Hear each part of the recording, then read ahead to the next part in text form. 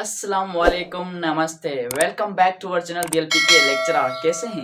उम्मीद है खैरियत से होंगे। आज एक इंपॉर्टेंट टॉपिक डिस्कस करते हैं about the chloroplast. Chapter number 4 cells and tissue के अंदर हम डिस्कस करने जा रहे हैं।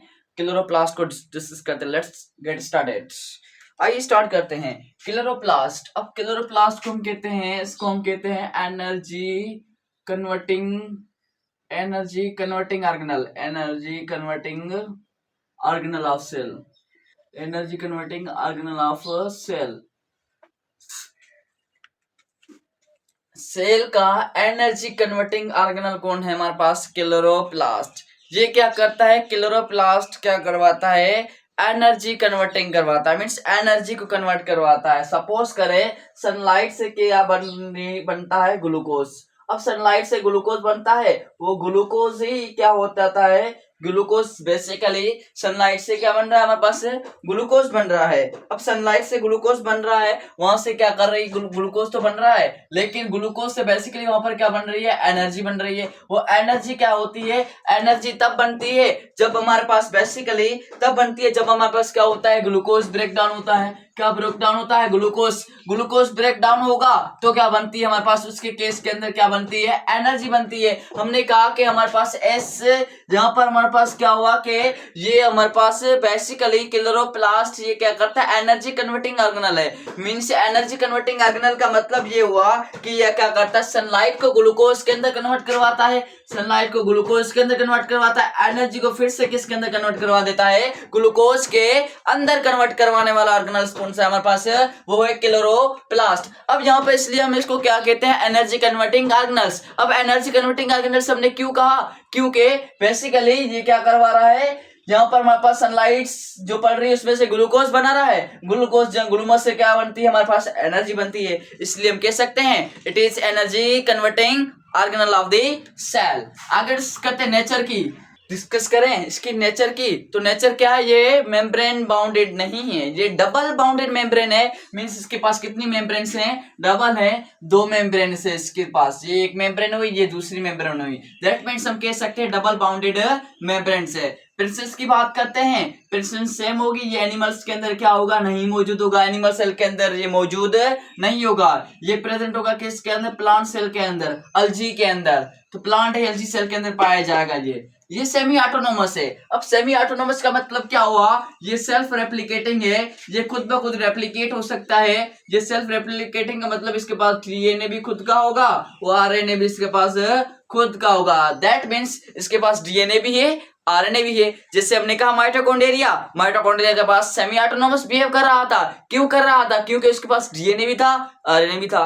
तो इस केस के अंदर क्लोरोप्लास्ट के पास भी डीएनए भी है, आरएनए भी है, इसलिए इसको सेमी ऑटोनोमस कहा जाता है। क्यों कहा जाता है? क्योंकि ये सेल्फ रेप्लिकेटिंग है, खुद ब खुद रेप्लिकेट होता है। क्यों रेप्लिकेट होता है? क्योंकि इसके पास मौजूद है डीएनए और आरएनए, इसलिए इसको कहा जाता है सेमी ऑटोनोमस।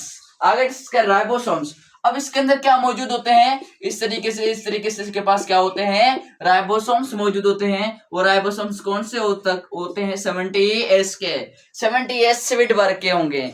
70S सिविड वर्ग के होंगे किसके अंदर? क्लोरोप्लास्ट के अंदर। आगे डिस्कस करते हैं स्ट्रोमा। स्ट्रोमा क्या है? स्ट्रोमा बेसिकली फ्लूइड को कहते हैं, फ्लूइड ऑफ क्लोरोप्लास्ट। क्लोरोप्लास्ट के फ्लूइड को क्या कहा जाता है? स्ट्रोमा।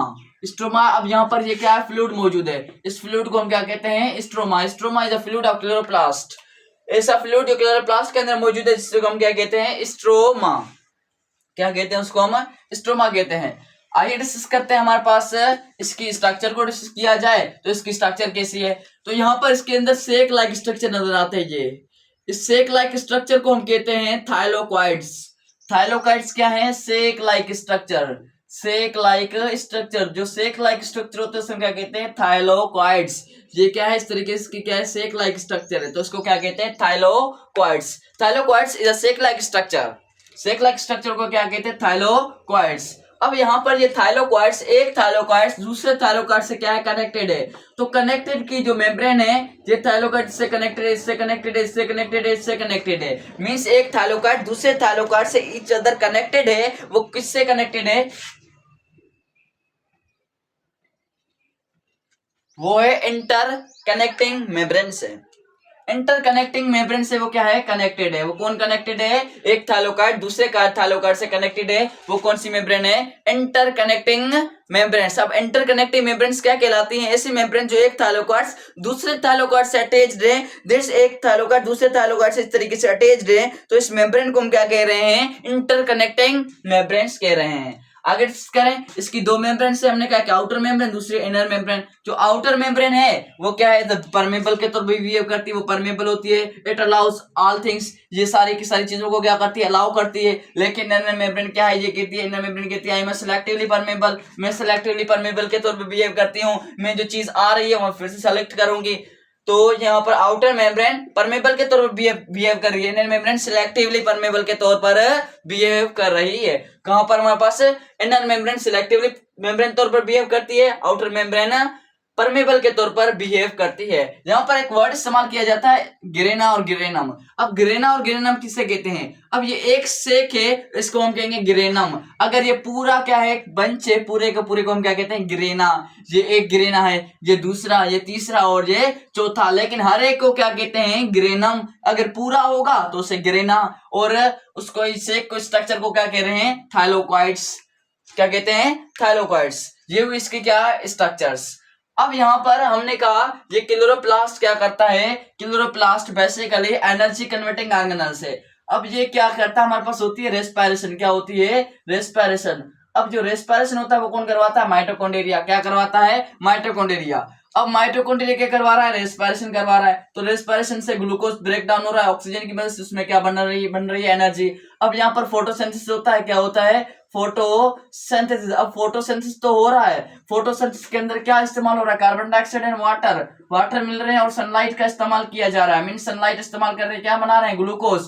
ग्लूकोज से क्या बनती है, एनर्जी। वो कौन से प्रोसेस के जरिए होती है, रेस्पिरेशन के थ्रू। और एनर्जी में से क्या बनता है, जो एनर्जी होती है वो कहां से बनती है, हमारा जो हमने ग्लूकोज खाया है उसमें से क्या बन रही है, एनर्जी बन रही है। दैट मींस ये क्या करवा रहा है, एनर्जी कन्वर्टिंग ऑर्गेनल के तौर पर भी बिहेव कर रहा है। फंक्शन की बात करते हैं तो फंक्शन कौन सा है, ये फंक्शन क्या करता है, पिगमेंट्स प्रोवाइड कर रहा है। ये क्या प्रोवाइड करता है, पिगमेंट्स। वो कौन सा पिगमेंट्स प्रोवाइड करता है, ग्रीन कलर कौन देता है, वो क्लोरोप्लास्ट देता है। फोटोसिंथेसिस के अंदर कौन हेल्प करता है, फोटोसिंथेसिस के अंदर कौन हेल्प करता है, हमारे पास वो भी क्लोरोप्लास्ट ही हेल्प करता है। मींस फोटोसिंथेसिस के अंदर हेल्प करने वाला कौन सी चीज है, क्लोरोप्लास्ट है। वो क्लोरोप्लास्ट क्या करता है, पिगमेंट कलर, ग्रीन कलर, और ये फोटोसिंथेसिस के अंदर कौन हेल्प करता है, क्लोरोप्लास्ट हेल्प करता है। आगे डिस्कस करें तो इसका और फंक्शन भी हो सकते हैं। तो हमारे पास यहाँ पर हमने दो फंक्शन डिस्कस किए हैं कि ये क्या है, ये ग्रीन कलर देता है, और ये किसके अंदर हेल्प करता है, ये हेल्प करता है किसके अंदर, फोटोसिंथेसिस के अंदर। फोटोसिंथेसिस जिसमें प्लांट्स क्या करते हैं, मेक देयर ओन फूड, वो अपना खाना खुद बनाते हैं, that's called photosynthesis. It was all about the chloroplasts. If you have any question, then you may ask in a comment section. Thank you. Allah Hafiz.